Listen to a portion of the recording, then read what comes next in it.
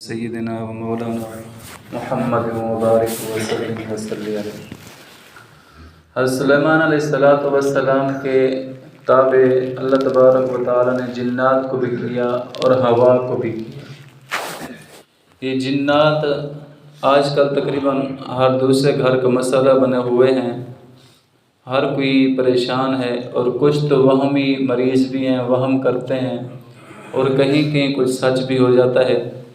اصل میں حقیقت یہ ہے کہ جنات جس طرح انسان ہیں اسی طرح جنات بھی ایک مخلوق ہیں۔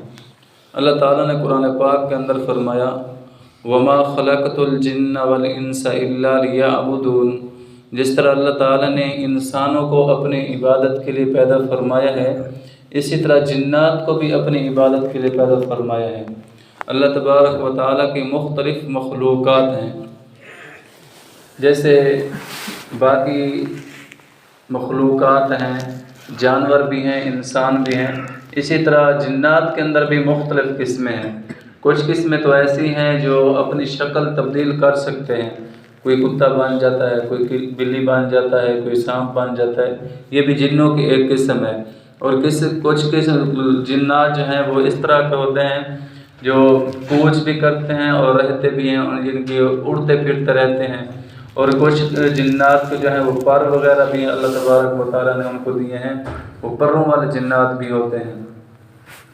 جس طرح کہ جب جنات کا آسمان پر داخلہ بند ہو گیا، پہلے تو یہ آتے جاتے تھے آسمان پر، اوپر جاتے، پھر وہاں سے کچھ باتیں سنتے، اور یہ جادوگر ہیں، کاہن ہیں، یہ جو ہاتھ وغیرہ دیکھتے ہیں، لوگوں کے عقائد خراب کرتے ہیں، ان کے پاس آ جاتے کہ اللہ تبارک و تعالیٰ یہ حکم نازل کرنے والے ہیں۔ کیونکہ اللہ تبارک و تعالیٰ حکم نازل فرماتے فرشتوں کے اوپر، تو یہ بھی سن رہے ہوتے تھے، پھر یہ ایک آدھ بات آ کر اپنے کاہنوں کو بتا دیتے، تو کاہن لوگ جو ہے وہ اندازے لگا کے پھر ایک بات کے ساتھ 100 بات اور ملی اور عوام کے اندر اس کو پھیلا دی۔ وہ ایک بات سچ نکلے تو اس کی واہ واہ ہو جاتی کہ ماشاءاللہ یہ تو پہنچی ہوئی سرکار ہیں جی، ان کی باتیں تو سچ نکل آتی ہیں۔ تو جس وقت قرآن پاک نازل ہوا، اللہ تبارک و تعالیٰ نے ان جنات کا آسمان پر داخلہ بند کر دیا ہے۔ جو بھی جن اوپر جانے کی کوشش کرتا تو فرشتے ان کو شہاب ثاقب، دیکھتے ہیں آپ پیچھے ایک ستارہ ٹوٹ کر پڑتا ہے، اس کو شہاب ثاقب کہتے ہیں، وہ آگ کے گولے کی طرح ہوتا ہے، وہ ان کو لگتا ہے جا کے، کہ وہاں سے بھاگتے ہیں مرتے مرتے، جب جس کو گولا لگتا ہے وہ تو مر گیا نا، وہ مرتے مرتے دوسرے کو بتاتا ہے، یہ لین بنا لیتے ہیں، لین ایک نیچے اس کے اوپر کھڑا ہے، ایک اس کے اوپر، اس طرح آسمان تک لینے بنا لیتے ہیں۔ جو اوپر جس اوپر والے کو جس کو گولا لگا ہے وہ تو مرتے مرتے مر رہا ہوتا ہے، تو مرتے مرتے نیچے والے کو بتا جاتا ہے، پھر وہ نیچے والے کو، پھر وہ نیچے والے کو، اسی طرح یہ باتیں جو ہیں وہ کہن تک پہنچ جاتی ہیں۔ وہ کہن پھر لوگوں کے اندر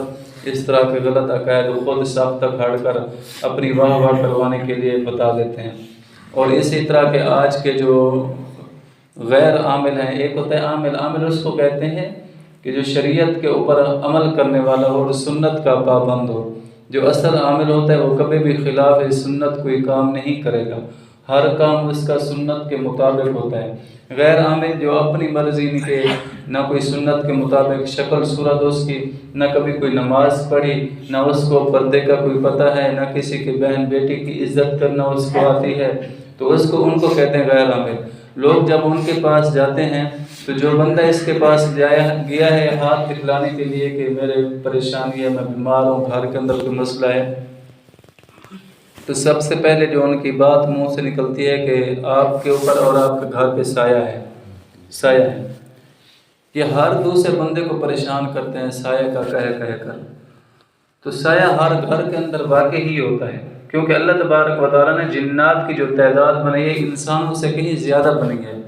اور جنات کی عمریں بہت لمبی لمبی ہیں، وہ مرتے نہیں ہیں، اسی لیے انسانوں سے کہیں زیادہ جنات ہیں، وہ تقریباً ہر گھر کے اندر ہوتے ہیں۔ بلکہ حدیث مبارکہ کے اندر آتا ہے کہ ہر بندے کے ساتھ ایک جن لگا ہوا ہے، ایک شیطان لگا ہوا ہے۔ حضور صلی اللہ علیہ وسلم سے صحابہ کرام رضی اللہ عنہم اجمعین نے پوچھا کہ یا رسول اللہ آپ کے ساتھ بھی؟ فرمایا کہ ہاں میرے ساتھ بھی ہے، لیکن میرے والا جو جن اور شیطان ہے وہ میرے تابع ہو گیا، اب مجھے کسی غلط چیز کے اوپر ابھار نہیں سکتا، وہ مسلمان بن گیا۔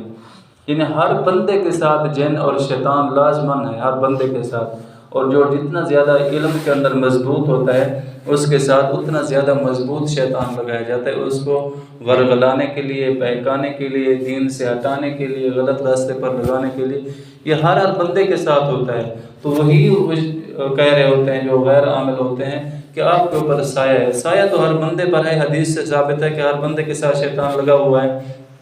اور ہمارے کمزور مسلمان بڑے ڈر جاتے ہیں اور بڑے ان کے پاؤں پکڑتے ہیں کہ مہربانی کریں گے ان کو نکالیں، ہم سے دور کریں۔ وہ انبیاء سے دور نہیں ہوئے تو تم سے کیسے دور ہو سکتے ہیں؟ وہ تو ہر وقت رہنے، اللہ کا فیصلہ ہے کہ وہ تو ہر وقت انسان کے ساتھ لگے ہوئے ہیں، انسان کی آزمائش کے لیے، اور گھروں کے اندر بھی رہتے ہیں، ہر جگہ پہ رہتے ہیں۔ لیکن یہ طریقہ کار نہیں ہے کہ پیروں کے پاس جایا جائے بھی ہمارے گھروں کو صفائی کریں، وہ گھر صاف نہیں کر سکتے، بجائے آپ کے ایمان کو خراب کریں گے، آپ کا پیسہ کھا جائیں گے۔ بس اتنا ہے کہ آپ شریعت کے اوپر عمل کریں، سنت کے اوپر عمل کریں، دعاؤں کا اہتمام کریں، تو یہ آپ کا کچھ بھی نہیں بگاڑ سکتے، بالکل بھی۔ اگر دعاؤں کا اہتمام نہیں ہے، گھر کے اندر نماز روزہ نہیں ہے، ذکر اذکار نہیں ہے، تو پھر یہ شیاطین جو ہے اپنے اثرات ڈالتے ہیں، حملہ نہیں کر سکتے، جھوٹ ہوتا ہے سب کچھ، اپنے اثرات ڈالتے ہیں ان کے وہم و گمان کے اندر۔ جیسے کہ حدیث مبارکہ کے اندر آتا ہے کہ ہر انسان کی رگ میں شیطان ایسے دوڑتا ہے جیسا کہ خون دوڑتا ہے۔ اللہ تعالیٰ نے ان کو طاقت دی ہے، انسان کی رگوں کے اندر یہ دوڑتے ہیں، انسان کے وہم، اور انسان پڑھ نماز رہا ہوتا ہے لیکن سوچ کہیں اور رہا ہوتا ہے کہ میں نے فلاں جگہ پہ جانا ہے، فلاں جگہ پہ، اس کے خیال نماز کے اندر نہیں ہوتے۔ یہ شیطان کا سارا کام ہوتا ہے، شیطان اس کو بہکا رہا ہوتا ہے۔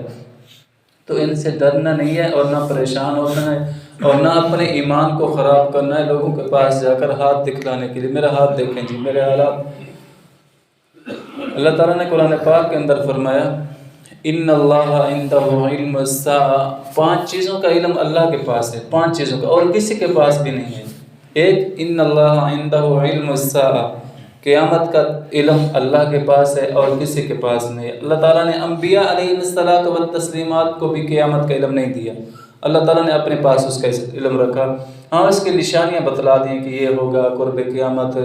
جو ہے عورتیں ایسا لباس پہنے گی جیسے کہ ننگی ہوں، آج کل ویسے ہو رہا ہے، بالکل لباس تو پہنے ہوتے ہیں لیکن سارے اعضاء نظر آ رہے ہوتے ہیں۔ اسی طرح اور بھی کہ بڑی بڑی کوٹھیاں بنائیں گے، اور بھی بہت ساری نشانیاں ہیں کہ ربا آریات کاسیات، کہ بہت ساری کپڑے پہننے والی ایسے ہوں گی جیسے ننگی پھر رہی ہوں،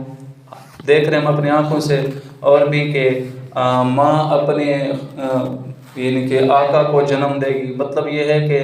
جو اولاد ہوگی والدین پر ایسے حکم چلائے گی جیسے کہ آقا حکم چلاتا ہے اپنے نوکروں پر، اولاد ایسے اپنے والدین پر حکم چلائے گی، ایسے اپنے والدین کو نوکروں کی طرح سمجھے گی۔ وہ ساری کی ساری نشانیاں موجود ہیں، لیکن اللہ تعالیٰ نے یہ قیامت کا علم کسی کو نہیں دیا، اپنے پاس علم رکھا۔ اور دوسری بات، ان اللہ عندہ علم الساعہ وینزل الغیث، بارش کب برسے گی اس کا علم بھی اللہ کے پاس ہے اور کسی کے پاس نہیں ہے۔ اللہ تعالیٰ نے اپنے یہ جو ہمیں بتاتے ہیں کہ کل بارش ہوگی، پرسوں بارش ہوگی، یہ صرف ہواؤں کا رخ دیکھ کر کہ ہوائیں ٹکرائیں گی تو اس طرح بادل برسیں گے، صرف وہ اندازے لگاتے ہیں، باقی حقیقی علم جو ہوتا ہے وہ اللہ کے پاس ہوتا ہے اور کسی کے پاس نہیں ہوتا۔ وَيَعْلَمُ مَا فِي الْأَرْحَامِ، ماں کے رحم میں، مادر کے اندر رحم جہاں پر بچے کی پرورش ہوتی ہے، اس رحم کے اندر کیا چیز ہے یہ بھی اللہ تعالیٰ کی ذات ہی جانتی ہے اور کوئی نہیں جانتا۔ یہ جو آپ کو الٹرا ساؤنڈ والے بتا دیتے ہیں بچہ پیدا ہو، بیٹا پیدا ہوگا یا بیٹی پیدا ہوگی، یہ تب بتا سکتے ہیں کہ جب وہ 4 مہینے سے مراحل گزر چکے ہوتے ہیں۔ جب پہلے 10-15 دن ہو تو جب پانی کا نطفہ ہوتا ہے تو اس وقت کون بتا سکتا ہے؟ کسی الٹرا ساؤنڈ والے کے پاس جائیں، کوئی نہیں بتائے گا۔ اللہ تعالیٰ کو علم ہے کہ کیا چیز ہے،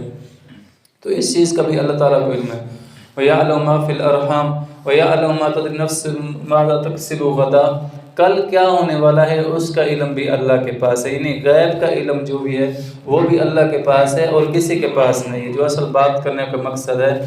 تو اور اگلی بات یہ ہے کہ انسان کی کب موت آئے گی، کس وقت، کہاں پر اور کیسے موت آئے گی، اس کا علم بھی اللہ کے پاس ہے اور کسی کے پاس نہیں ہے۔ جو کہنے کی بات یہ کہ غیب کا علم جو لوگوں کے پاس جاتے ہیں ہاتھ دکھلانے کے لیے کہ ہمارا ہاتھ دیکھیں، ہمارے گھر کے حالات خراب ہیں، لڑائیاں جھگڑیاں گھر کے اندر، یہ دنگے فساد ہیں، ہمارا ہاتھ دیکھیں کیا ہے، تو یہ بندہ کافر ہو جاتا ہے۔ کیوں؟ غیب کا علم اللہ کی ذات جانتی ہے، اور یہ بندے کو دکھلا رہے ہاتھ کہ یہ میرے غیب کے حالات معلوم کر لے گا، تو یہ بندہ شرک کر رہا ہے اللہ تعالیٰ کے ذات کے ساتھ، تو مشرک بن گیا، مشرک ہونے کی وجہ سے بندہ کافر بن جاتا ہے۔ اس وجہ سے ایسے ہرگز بھی نہ کریں، ہرگز بھی نہ کریں۔ اللہ کے محبوب صلی اللہ علیہ وسلم نے فرمایا کہ ہاتھ دیکھنے والے پر، ہاتھ دکھلانے والے پر، دونوں پر اللہ کی لعنت ہے، دونوں پر۔ یہ خیال کریں بالکل بھی ایسے کام نہ کریں، اور ان جنات شیاطین سے بالکل بھی نہیں ڈرنا کہ صرف دعاؤں کا اہتمام کرنا ہے، دعائیں پڑھ کے جائیں۔ واش روم کے اندر زیادہ تر ہوتے ہیں، واش روم کے یہ گندی چیزوں پر رہتے ہیں،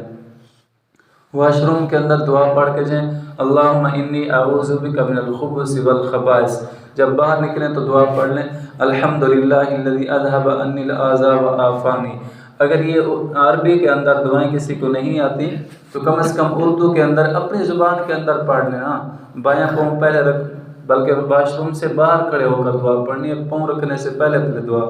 کہ اے اللہ میں اندر اپنی قضاء حاجت کو پورے کرنے کے لیے جا رہا ہوں، اندر جو جنات ہیں ان سے میری حفاظت فرمانا۔ یہ تو ہر کوئی بندہ کہہ سکتا ہے، زبان سے بھی کہہ سکتا ہے، اپنی زبان کے اندر بھی کہہ سکتا ہے، یہ ضروری نہیں ہے۔ بس اللہ تعالیٰ سے ہر وقت حفاظت مانگنی ہے، اے اللہ میری ہر وقت حفاظت کر۔ یہ اس وقت ہوگا کہ جب اللہ تبارک و تعالیٰ سے تعلق بھی کبھی ہوگا، اللہ کے احکام کے مطابق زندگی بھی گزاریں گے۔ ایسے نہیں کہ نماز تو ہم پڑھے نہیں، جب ہمارے اوپر کوئی پریشانی ہے پھر ہم اللہ کو یاد کریں، اس وقت پھر اللہ تبارک و تعالیٰ بھی نہیں سنتے۔ حدیث مبارکہ کے اندر آتا ہے کہ جو بندہ اللہ تعالیٰ سے دعا مانگتا رہتا ہے، اللہ تعالیٰ کے احکام پر عمل کرتا رہتا ہے، دعا میں بھی مانگتا رہتا ہے، تو فرشتے جب اس کی آواز سنتے ہیں تو کہتے ہیں کہ مانوس آواز ہے، پہلے بھی یہاں سے آواز یہ گزرتی ہے، اے اللہ اس کی دعا کو قبول فرما۔ اور جب کوئی بندہ اللہ تعالیٰ کو خیر میں اور اس اپنی یعنی کہ اچھائی میں تو یاد نہیں کرتا، جب اس کے پاس اچھے حالات ہوتے ہیں، خیر ہوتی ہے، اس وقت اللہ تعالیٰ کو یاد نہیں کرتا، جب کوئی پریشانی آ جاتی ہے پھر اللہ کو یاد کرتا ہے اور دعائیں مانگتا ہے کہ یا رب اے اللہ تو مدد فرما، اے اللہ تو مدد فرما، تو فرشتے کہتے ہیں کہ کیسی غیر مانوس آواز ہے، پہلے تو ہم نے کبھی نہیں سنی، اب یہ کیسی غیر مانوس آواز ہے۔ یعنی فرشتے بھی اس طرح کہتے ہیں کہ غیر مانوس آواز ہے، یہ اب پکار رہا ہے، پہلے کیوں نہیں پکارتا یہ؟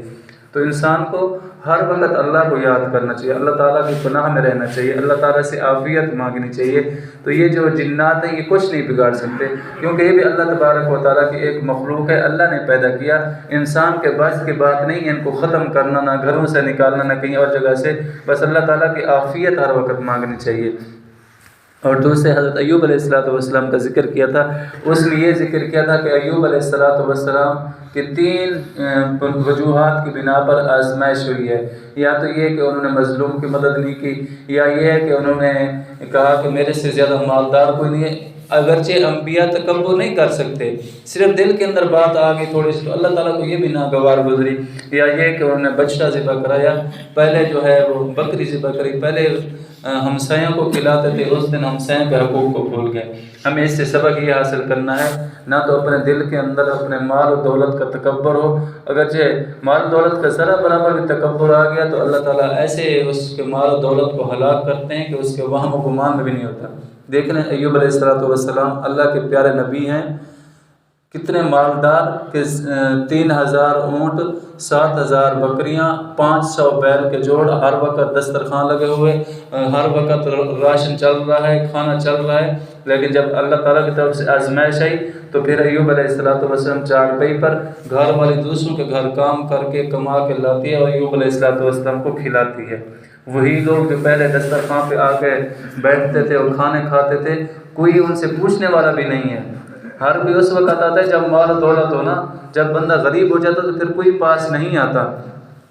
تو تکبر بھی دل کے اندر ذرا برابر بھی نہ آئے کہ میرے پاس مال اور دولت ہے، اللہ تعالیٰ کو ختم کرتے ہوئے 1 سیکنڈ بھی نہیں لگتا کہ سب کچھ ختم ہو جاتا ہے بالکل بھی۔ اور اللہ تعالیٰ فرماتے ہیں یہ تکبر کبر کی جو چادر ہے وہ اللہ کی چادر ہے، اللہ کی چادر کو جو چھونے کی کوشش کرے گا اللہ تعالیٰ اس کو تباہ و برباد کر دے گا، اس کو ختم کر دے۔ کبریائی یہ بڑا پن اور تکبر یہ اللہ تعالیٰ کو سوٹ کرتا ہے، اللہ تعالیٰ کے لیے اور انسانوں کے لیے نہیں ہے، اس سے بچنا چاہیے۔ اور دوسری جو حضرت ایوب علیہ السلام السلام کے بارے میں لکھا ہے کہ انہوں نے مظلوم کی مدد نہیں کی۔ اس سے ہمیں سبق حاصل کرنا چاہیے کہ کہیں بھی مظلوم دیکھیں تو جتنی آپ مدد کر سکتے ہیں اس کی مدد کرنا ضروری ہے۔ اگر نہیں مدد کی تو اللہ تعالیٰ کی طرف سے اس پر بھی پکڑ آ سکتی ہے۔ اور تیسرا یہ کہ اپنے ہمسایوں کے حقوق کا بھی خیال رکھنا ضروری ہے، ہمسایوں کو تکلیف نہ پہنچیں۔ فرمایا کہ المسلم من سلم المسلمون من لسانہ و یدہ، مسلمان تو بندہ ہی وہی ہے کہ جس کے زبان سے اور ہاتھ سے دوسرے مسلمان محفوظ رہیں۔ مسلمان السلام علیکم ورحمۃ اللہ،